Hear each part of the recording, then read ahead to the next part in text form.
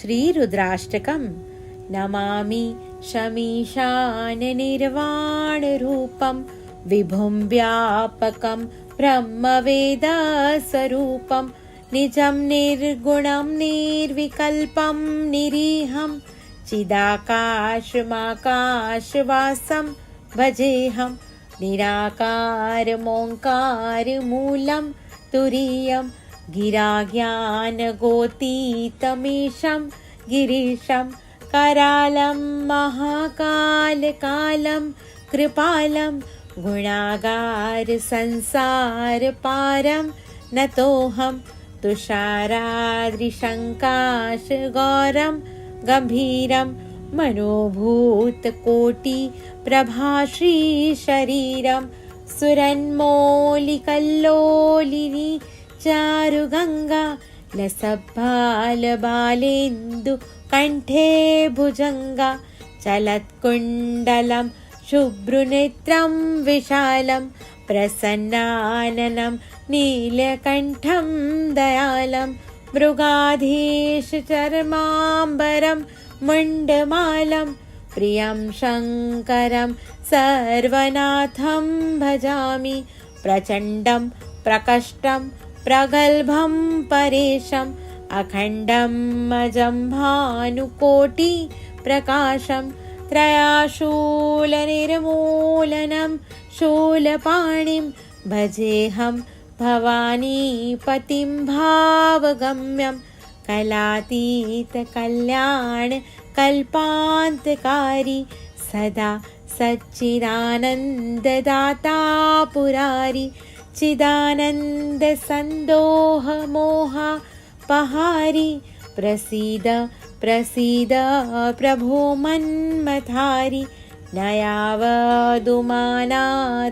पादारविन्दं भजन्तीह लोके परिवानराणं न तावत् सुखं शान्तिसन्तापनाशं प्रसीद प्रभो सर्वभूताधिवासं न जानामि योगं जपं नैव पूजा नतोऽहं सदा सर्वदा शम्भुतुभ्यं जराजन्मदुःखोधतातप्यमानं प्रभो पाहि आपन्नमामीश शम्भो। रुद्राष्टकम् इदं प्रोक्तं विप्रेण हर्षयोतये ये पठन्ति नरा भक्त्यां तेषां शम्भो प्रसीदति इति श्री गोस्वामी तुलसीदास कृतं श्रीरुद्राष्टकं सम्पूर्णम्। नमामि शमीशाननिर्वाणरूपं विभुं व्यापकं ब्रह्मवेदस्वरूपं निजं निर्गुणं निर्विकल्पं निरीहं चिदाकाशमाकाशवासं भजेऽहं निराकारमोङ्कारमूलं तुरीयं गिराज्ञानगोतीतमीशं गिरीशं करालं महाकालकालं कृपालं गुणागारसंसारपारं नतोऽहं तुषाराद्रिशङ्काशगौरं गम्भीरं मनोभूतकोटिप्रभाश्रीशरीरं सुरन्मौलिकल्लोलिनी चारुगङ्गा लसद्बालबालेन्दु कण्ठे भुजङ्गा चलत्कुण्डलं शुभ्रनेत्रं विशालं प्रसन्नाननं नीलकण्ठं दयालं मृगाधीशचर्माम्बरं मुण्डमालं प्रियं शङ्करं सर्वनाथं भजामि प्रचण्डं प्रकष्टं प्रगल्भं परेशम् अखण्डं अजं भानुकोटिप्रकाशं त्रयाशूलनिर्मूलनं शूलपाणिं भजेऽहं भवानीपतिं भावगम्यं कलातीतकल्याणकल्पान्तकारी सदा सच्चिदानन्ददाता पुरारी चिदानन्दसन्दोहमोहपहारी पहारी प्रसीद प्रसीद प्रभो मन्मथारी नयावदुमानाथ पादारविन्दं भजन्तीह लोके परिवानराणं न तावत् सुखं शान्तिसन्तापनाशं प्रसीद प्रभु सर्वभूताधिवासं न जानामि योगं जपं नैव पूजा न तोऽहं सदा सर्वदा शम्भुतुभ्यं जराजन्मदुःखोधतातप्यमानं प्रभो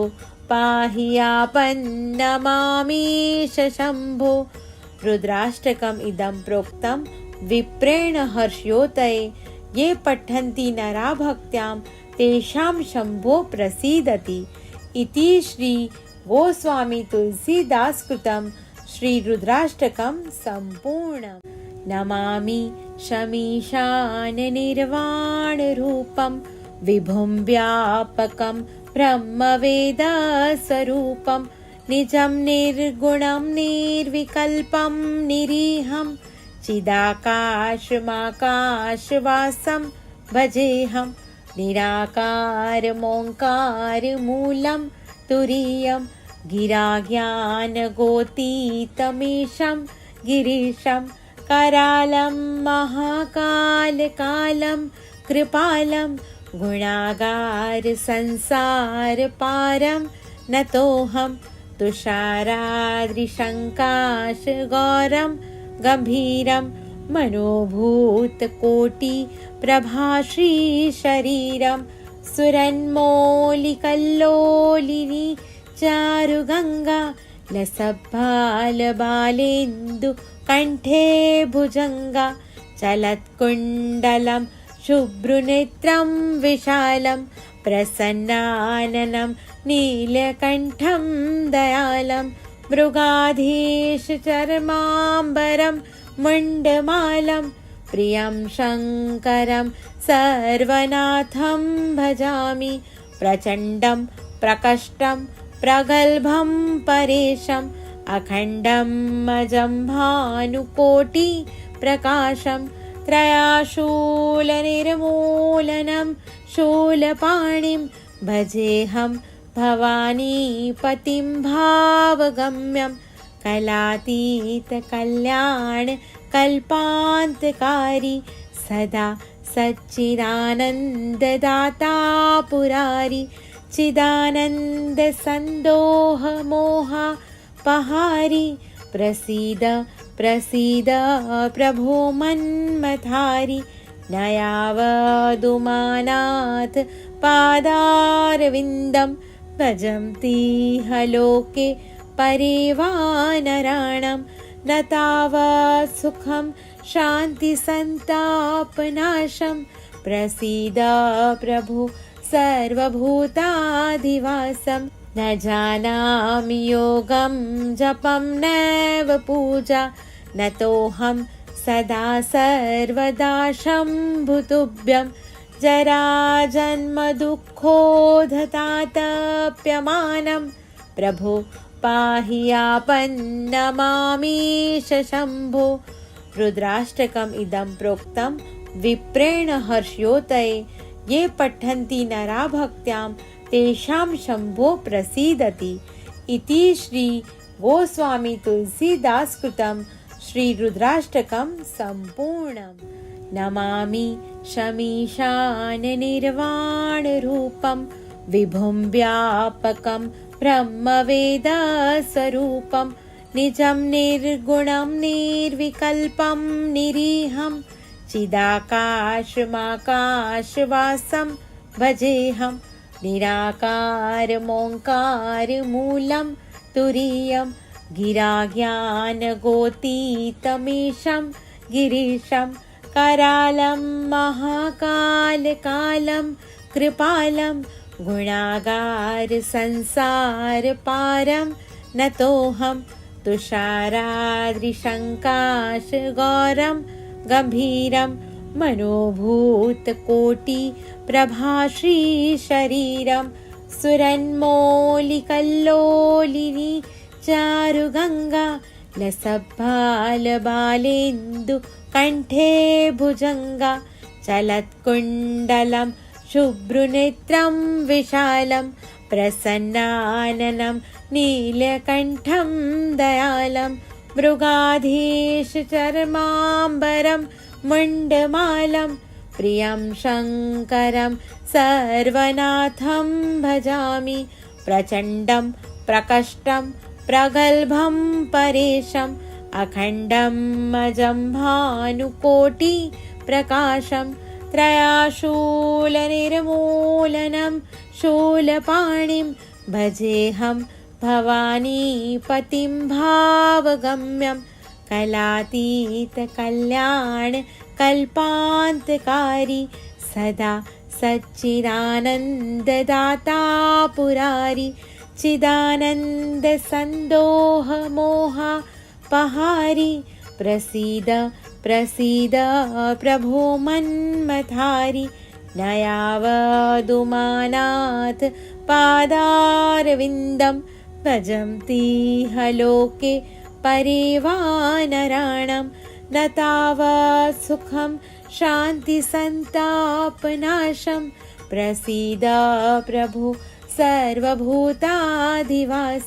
न जानामि योगं जपं नैव पूजा न तोऽहं सदा सर्वदा शम्भुतुभ्यं जराजन्मदुःखोधतातप्यमानं प्रभो पाहि आपन्नमामीश शम्भो। रुद्राष्टकम् इदं प्रोक्तं विप्रेण हर्षयोतये ये पठन्ति नरा भक्त्यां तेषां शम्भो प्रसीदति इति श्री गोस्वामी तुलसीदास कृतं श्री रुद्राष्टकं सम्पूर्णम्। नमामि शमीशान निर्वाणरूपं विभुं व्यापकं ब्रह्मवेदस्वरूपं निजं निर्गुणं निर्विकल्पं निरीहं चिदाकाशमाकाशवासं भजेऽहं निराकारमोङ्कारमूलं तुरीयं गिराज्ञानगोतीतमीशं गिरीशं करालं महाकालकालं कृपालं गुणागारसंसारपारं नतोऽहं तुषाराद्रिशङ्काशगौरं गम्भीरं मनोभूतकोटिप्रभाश्रीशरीरं सुरन्मौलिकल्लोलिनी चारुगङ्गा लसद्बालबालेन्दु कण्ठे भुजङ्गा चलत्कुण्डलं शुभ्रनेत्रं विशालं प्रसन्नाननं नीलकण्ठं दयालं मृगाधीशचर्माम्बरं मुण्डमालं प्रियं शङ्करं सर्वनाथं भजामि प्रचण्डं प्रकष्टं प्रगल्भं परेशम् अखण्डं अजं भानुकोटि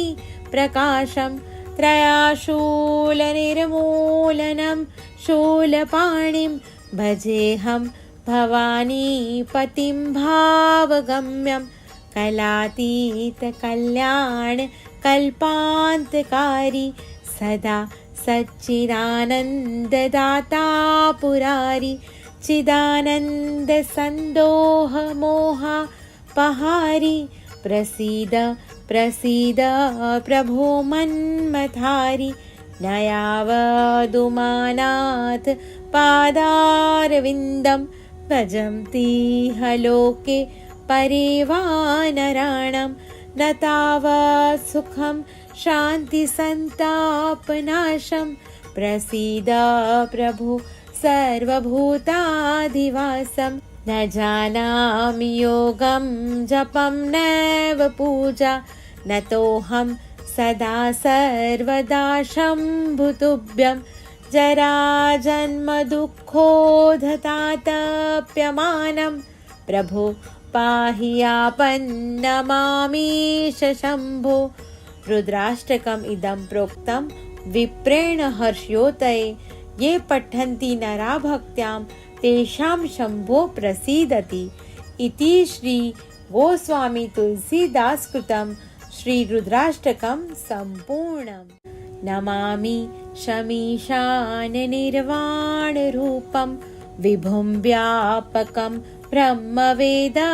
स्वरूपं निजं निर्गुणं निर्विकल्पं निरीहं चिदाकाशमाकाशवासं भजेऽहं निराकारमोङ्कारमूलं तुरीयं गिराज्ञानगोतीतमीशं गिरीशं करालं महाकालकालं कृपालं गुणागारसंसारपारं नतोऽहं तुषाराद्रिशङ्काशगौरं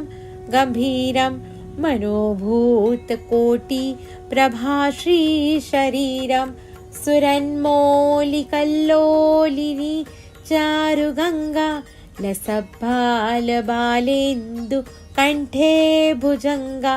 चलत्कुण्डलं शुभ्रनेत्रं विशालं प्रसन्नाननं नीलकण्ठं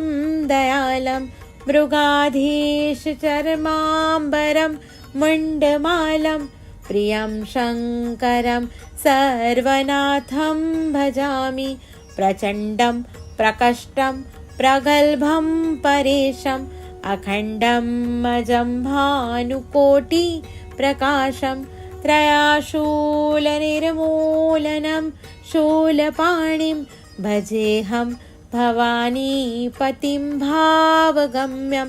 कलातीतकल्याणकल्पान्तकारी सदा सच्चिदानन्ददाता पुरारी चिदानन्दसन्दोहमोहपहारी प्रसीद प्रसीद प्रभो मन्मथारि नयावदुमानाथ पादारविन्दं भजन्तीह लोके परिवानराणं न तावत् सुखं शान्तिसन्तापनाशं प्रसीद प्रभु सर्वभूताधिवासं न जानामि योगं जपं नैव पूजा नतोऽहं सदा सर्वदा शम्भुतुभ्यं जराजन्मदुःखोधतातप्यमानं प्रभो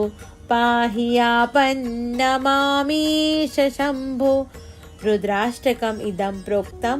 विप्रेण हर्षयोतये ये पठन्ति नरा भक्त्यां तेषां शम्भो प्रसीदति इति श्री गोस्वामी तुलसीदास कृतं श्री रुद्राष्टकं सम्पूर्णम्। नमामि शमीशान निर्वाण रूपं विभुं व्यापकं ब्रह्मवेद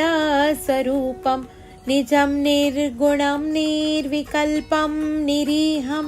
चिदाकाशमाकाशवासं भजेऽहं निराकारमोङ्कारमूलं तुरीयं गिराज्ञानगोतीतमीशं गिरीशं करालं महाकालकालं कृपालं गुणागारसंसारपारं नतोऽहं तुषाराद्रिशङ्काशगौरं गम्भीरं मनोभूतकोटिप्रभाश्रीशरीरं सुरन्मौलिकल्लोलिनी चारुगङ्गा लसद्बालबालेन्दु कण्ठे भुजङ्गा चलत्कुण्डलं शुभ्रनेत्रं विशालं प्रसन्नाननं नीलकण्ठं दयालं मृगाधीशचर्माम्बरं मुण्डमालं प्रियं शङ्करं सर्वनाथं भजामि प्रचण्डं प्रकष्टं प्रगल्भं परेशम् अखण्डं अजं भानुकोटिप्रकाशं त्रयाशूलनिर्मूलनं शूलपाणिं भजेऽहं भवानीपतिं भावगम्यं कलातीतकल्याणकल्पान्तकारी कल्पान्तकारी सदा सच्चिदानन्ददाता पुरारी चिदानन्दसन्दोहमोहपहारी प्रसीद प्रसीद प्रभो मन्मथारी न यावदुमानाथ पादारविन्दं भजन्तीह लोके परिवानराणां न तावत् सुखं शान्तिसन्तापनाशं प्रसीद प्रभु सर्वभूताधिवासं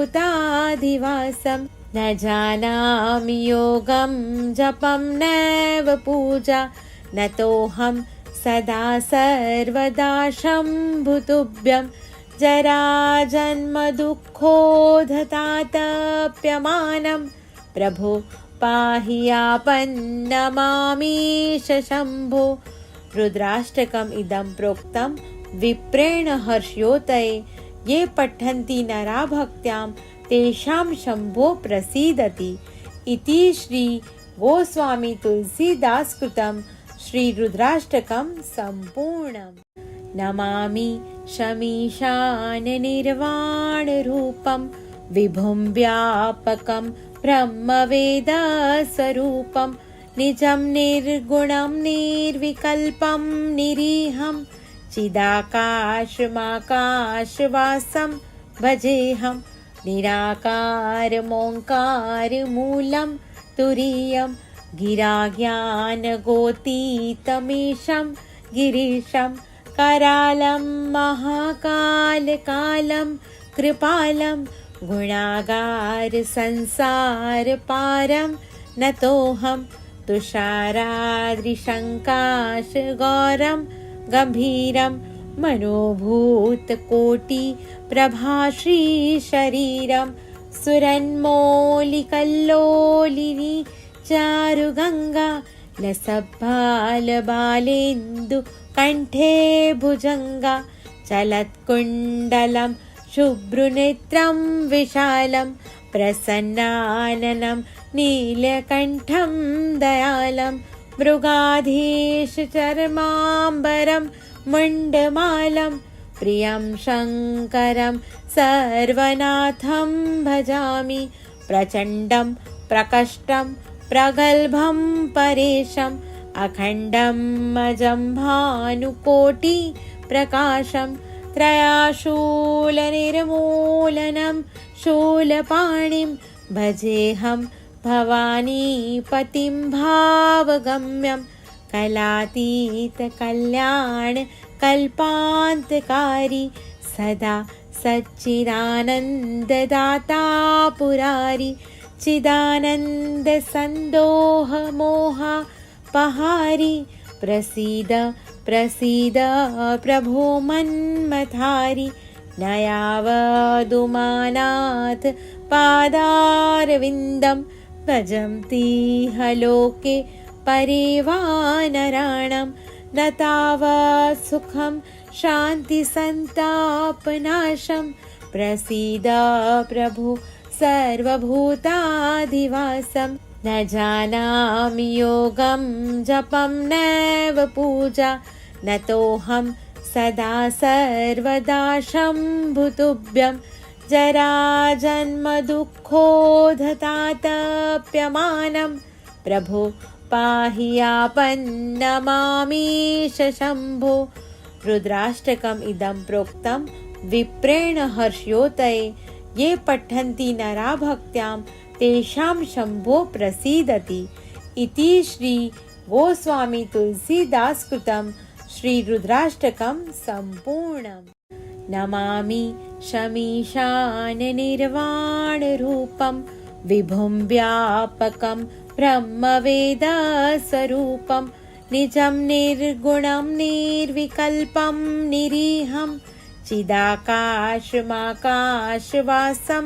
भजेऽहं निराकारमोङ्कारमूलं तुरीयं गिराज्ञानगोतीतमीशं गिरीशं करालं महाकालकालं कृपालं गुणागारसंसारपारं नतोऽहं तुषाराद्रिशङ्काशगौरं गम्भीरं मनोभूतकोटिप्रभाश्रीशरीरं सुरन्मौलिकल्लोलिनी चारुगङ्गा लसद्बालबालेन्दु कण्ठे भुजङ्गा चलत्कुण्डलं शुभ्रुनेत्रं विशालं प्रसन्नाननं नीलकण्ठं दयालं मृगाधीशचर्माम्बरं मुण्डमालं प्रियं शङ्करं सर्वनाथं भजामि प्रचण्डं प्रकष्टं प्रगल्भं परेशम् अखण्डं अजं भानुकोटिप्रकाशं त्रयाशूलनिर्मूलनं शूलपाणिं भजेऽहं भवानीपतिं भावगम्यं कलातीतकल्याणकल्पान्तकारी सदा सच्चिदानन्ददाता पुरारी चिदानन्दसन्दोहमोहापहारी प्रसीद प्रसीद प्रभो मन्मथारि न यावदुमानाथ पादारविन्दं भजन्तीह लोके परिवानराणं न तावत् सुखं शान्तिसन्तापनाशं प्रसीद प्रभु सर्वभूताधिवासं न जानामि योगं जपं नैव पूजा नतोऽहं सदा सर्वदा शम्भुतुभ्यं जराजन्मदुःखोधतातप्यमानं प्रभो पाहि आपन्नमामीश शम्भो। रुद्राष्टकम् इदं प्रोक्तं विप्रेण हर्षयोतये ये पठन्ति नरा भक्त्यां तेषां शम्भो प्रसीदति इति श्री गोस्वामी तुलसीदास कृतं श्री रुद्राष्टकं सम्पूर्णम्। नमामि शमीशाननिर्वाणरूपं विभुं व्यापकं ब्रह्मवेदस्वरूपं निजं निर्गुणं निर्विकल्पं निरीहं चिदाकाशमाकाशवासं भजेऽहं निराकारमोङ्कारमूलं तुरीयं गिराज्ञानगोतीतमीशं गिरीशं करालं महाकालकालं कृपालं गुणागारसंसारपारं नतोऽहं तुषाराद्रिशङ्काशगौरं गम्भीरं मनोभूतकोटिप्रभाश्रीशरीरं सुरन्मौलिकल्लोलिनी चारुगङ्गा लसद्बालबालेन्दु कण्ठे भुजङ्गा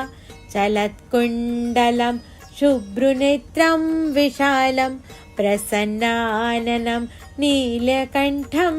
दयालं मृगाधीशचर्माम्बरं मुण्डमालं प्रियं शङ्करं सर्वनाथं भजामि प्रचण्डं प्रकष्टं प्रगल्भं परेशम् अखण्डं अजं भानुकोटिप्रकाशं त्रयाशूलनिर्मूलनं शूलपाणिं भजेऽहं भवानीपतिं भावगम्यं कलातीतकल्याणकल्पान्तकारी सदा सच्चिदानन्ददाता पुरारी चिदानन्दसन्दोहमोहापहारी प्रसीद प्रसीद प्रभो मन्मथारि न यावदुमानाथ पादारविन्दं भजन्तीह लोके परिवानराणं न तावत् सुखं शान्तिसन्तापनाशं प्रसीद प्रभु सर्वभूताधिवासं न जानामि योगं जपं नैव पूजा नतोऽहं सदा सर्वदा शम्भुतुभ्यं जराजन्मदुःखोधतातप्यमानं प्रभो पाहि आपन्नमामीश शम्भो। रुद्राष्टकम् इदं प्रोक्तं विप्रेण हर्षयोतये ये पठन्ति नरा भक्त्यां तेषां शम्भो प्रसीदति। इति श्री गोस्वामी तुलसीदास कृतं श्री रुद्राष्टकं सम्पूर्णम्। नमामि शमीशान निर्वाणरूपं विभुं व्यापकं ब्रह्मवेदस्वरूपं निजं निर्गुणं निर्विकल्पं निरीहं चिदाकाशमाकाशवासं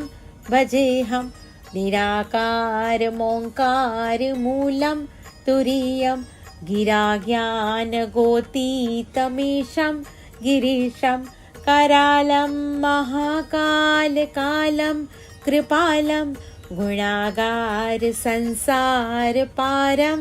नतोऽहं तुषाराद्रिशङ्काशगौरं गम्भीरं मनोभूतकोटिप्रभाश्रीशरीरं सुरन्मौलिकल्लोलिनी चारुगङ्गा लसद्बालबालेन्दुकण्ठे भुजङ्गा चलत्कुण्डलं शुभ्रनेत्रं विशालं प्रसन्नाननं नीलकण्ठं दयालं मृगाधीशचर्माम्बरं मुण्डमालं प्रियं शङ्करं सर्वनाथं भजामि प्रचण्डं प्रकष्टं प्रगल्भं परेशम् अखण्डं अजं भानुकोटिप्रकाशं त्रयाशूलनिर्मूलनं शूलपाणिं भजेऽहं भवानीपतिं भावगम्यं कलातीतकल्याणकल्पान्तकारी सदा सच्चिदानन्ददाता पुरारी चिदानन्दसन्दोहमोहपहारी प्रसीद प्रसीद प्रभो मन्मथारी न यावदुमानाथ पादारविन्दं भजन्तीह लोके परिवानराणां न तावत् सुखं शान्तिसन्तापनाशं प्रसीद प्रभु सर्वभूताधिवासं न जानामि योगं जपं नैव पूजा नतोऽहं सदा सर्वदा शम्भुतुभ्यं जराजन्मदुःखोधतातप्यमानं प्रभो पाहि आपन्नमामीश शम्भो। रुद्राष्टकम् इदं प्रोक्तं विप्रेण हर्षयोतये ये पठन्ति नरा भक्त्यां तेषां शम्भो प्रसीदति। इति श्री गोस्वामी तुलसीदास कृतं श्री रुद्राष्टकं सम्पूर्णम्।